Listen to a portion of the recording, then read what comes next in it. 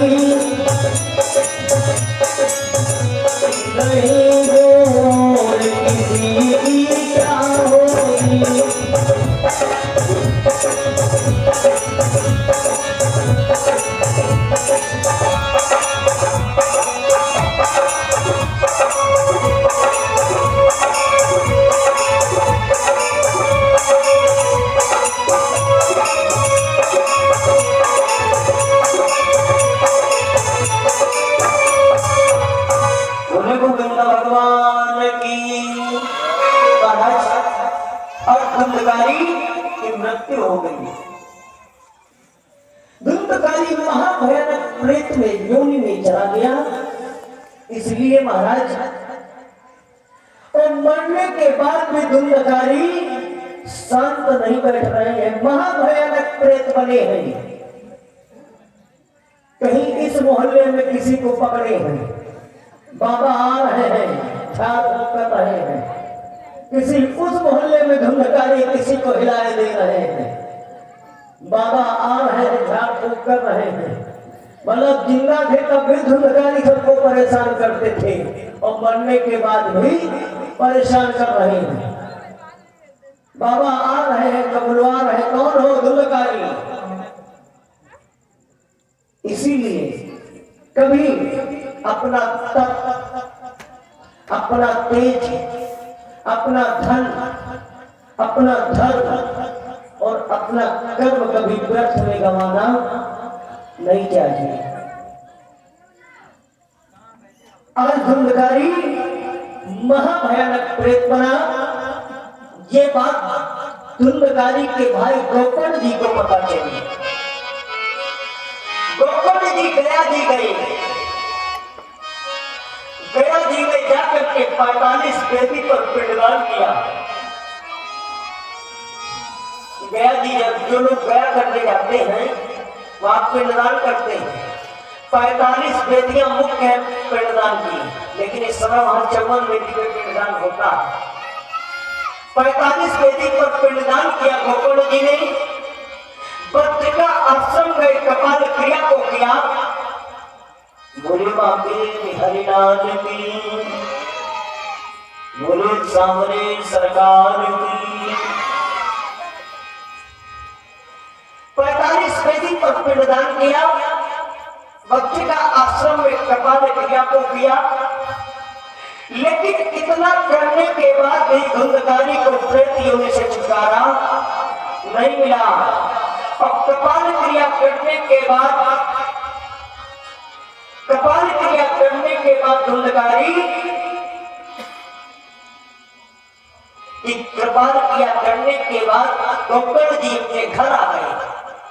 घर में आंगन में थोड़ी सी जगह साफ किया और लेट गए। और जब लेट गए तो धुंधकारी अपने भाई गोकर्ण के आगे पीछे घूमने लगे। कहीं सुअर का रूप, कहीं भेड़ का रूप, कहीं घोड़े का रूप, कहीं बकरे का रूप, नाना प्रकार के रूपों को लेकर के गोकर्ण जी के आगे पीछे घूमने लगे।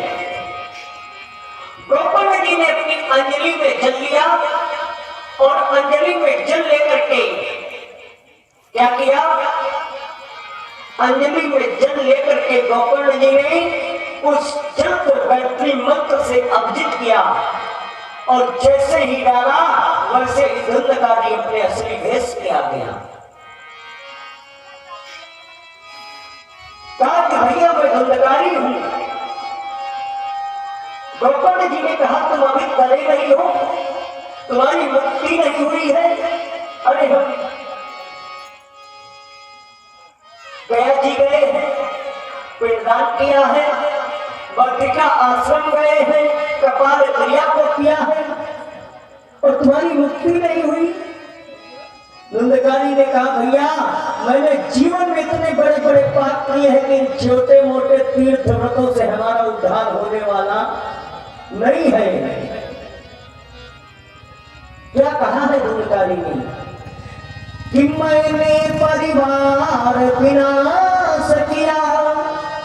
धुंधकारी अपने भाई गोकर्ण जी से कह रहा है कि मैंने परिवार विनाश किया, उसका उद्धार करो भैया।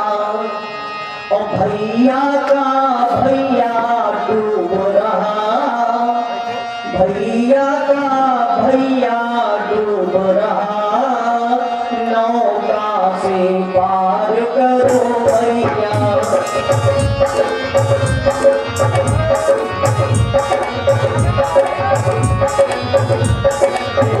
मैंने परिवार विनाश किया, उसका उद्धार करो भैया। भैया भैया का भैया डूब रहा, नौका से पार करो भैया।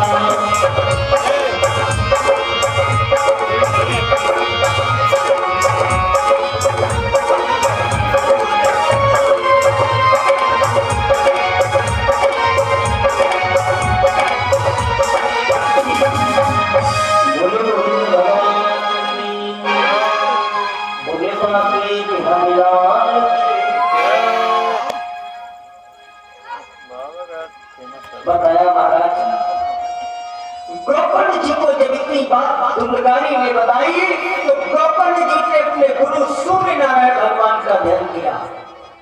गोकर्ण जी के गुरु है सूर्य नारायण भगवान, प्रत्यक्ष देवता है।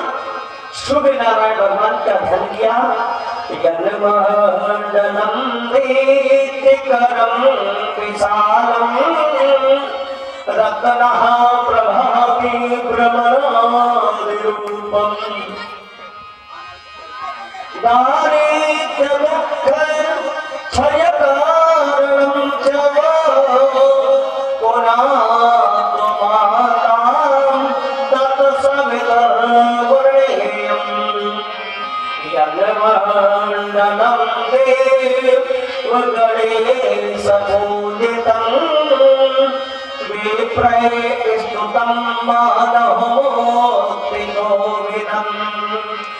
तं देवदेवं प्रणमामि भर्गः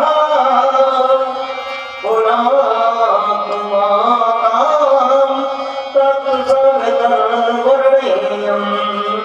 पुनातु मातां तत्सवितुर्वरेण्यम्। बोले सूर्यनारायण भगवान की। सूर्यनारायण भगवान का ध्यान किया सूर्य नारायण भगवान का ध्यान हुआ तो सूर्य नारायण भगवान प्रकट हुए।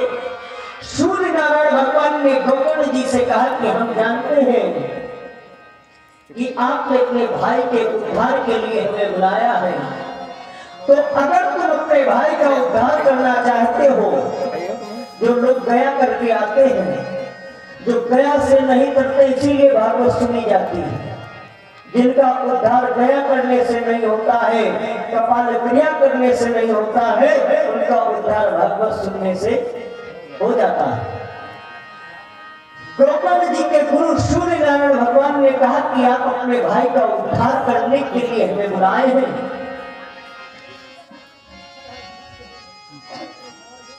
अगर उद्धार अपने भाई का आप चाहते हो तो एक कार्य करिए,